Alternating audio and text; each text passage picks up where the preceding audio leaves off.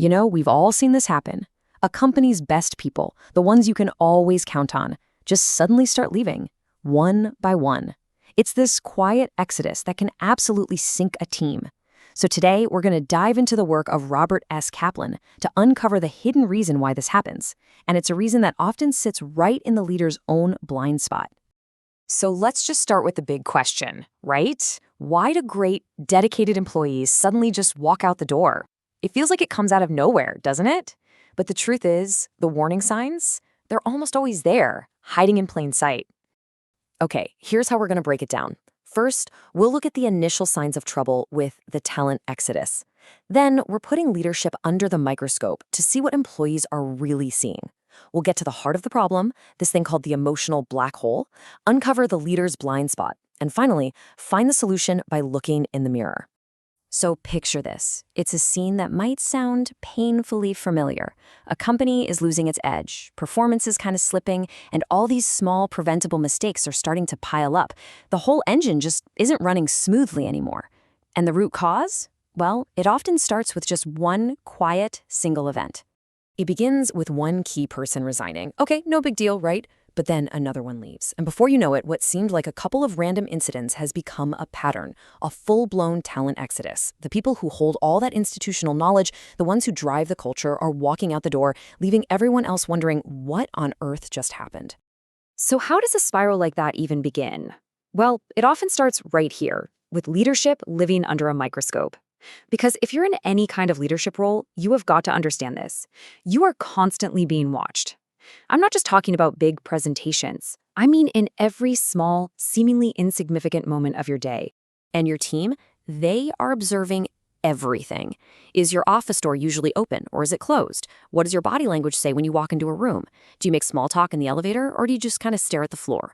They notice who you're friendly with, how you react when somebody messes up, and whether you take responsibility or start pointing fingers. And maybe most critically, they're watching to see if you live by the same rules you set for everybody else. Believe me, they see it all. Now, all of these little observations, they all feed into this central idea we're talking about today, the emotional black hole. This is the dangerous and often totally invisible gap between what a leader thinks they're communicating and what their team is actually feeling. Let me show you a perfect example from a case study. So here's the leader side of the story. He's frustrated, pacing his office, feeling completely alone, and totally burdened by it all.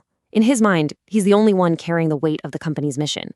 From his point of view, his team just doesn't get it. But is that what's really going on? Well, let's flip the coin. Here's what an employee says.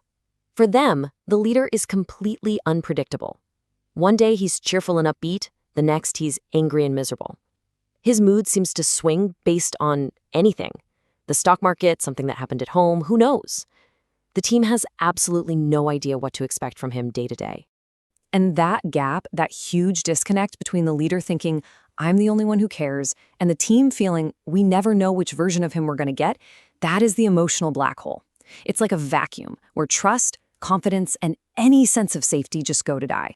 And when you're working inside that black hole, every day feels like you're walking a tightrope. So what happens? Employees get cautious. They stop taking risks, they stop speaking up with their great ideas, and they definitely stop telling you the truth about problems because they're terrified of setting off an unpredictable emotional explosion. This brings us to a massive, massive failure point, the leader's blind spot. This is the inability of a leader to see how their own actions are creating the very problems they're complaining about. It's a profound lack of self-awareness. They just can't see their own role in the mess. I mean, just look at this contradiction. The leader says he wants to empower his team, to delegate, but what he does is insist on approving every single little decision. Then, when a decision that he personally signed off on goes wrong, he publicly criticizes the very people he supposedly empowered. He totally forgets that he was the one who made the final call. This just creates a toxic cycle of blame that completely destroys trust. So what's the way out of this downward spiral? Well, according to author Robert S. Kaplan, the journey out of the black hole starts by turning inward. The most critical questions a leader can ask aren't for their team, they're for the person looking back at them in the mirror. This right here is the turning point. We're moving from problem to solution. And looking in the mirror isn't about beating yourself up, it's about self-management. It's about taking control of the one thing you actually can control in any situation, your own behavior. And here's the bottom line. Escaping that emotional black hole isn't about trying to fix your team. It's about managing yourself. It starts with self-awareness, really understanding your own reactions when you're under pressure, and it leads to self-management, where you consciously choose to respond in a better way.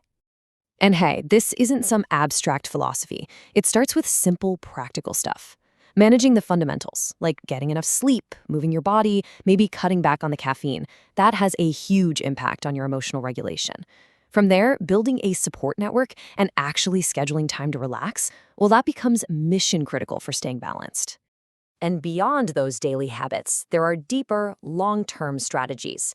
Keeping a journal can help you process your thoughts. Saving money can give you a sense of freedom so you don't feel so trapped in your job. Having hobbies or doing charity work brings balance to your life. And maybe the most important one, defining your core values gives you a solid anchor to hold on to when the pressure really gets intense. Ultimately, real leadership isn't about having all the answers. It's about having the guts to ask the right questions. The most important work you'll ever do as a leader doesn't happen in the boardroom. It happens in those quiet moments of self-reflection. So the next time you feel frustrated with your team, just take a pause. Look in the mirror and ask the only person who can truly change the situation, what part did I play in this? 喜欢这种学习方式，欢迎订阅我的频道，让我们一起用下一个10分钟，把商业英文变简单。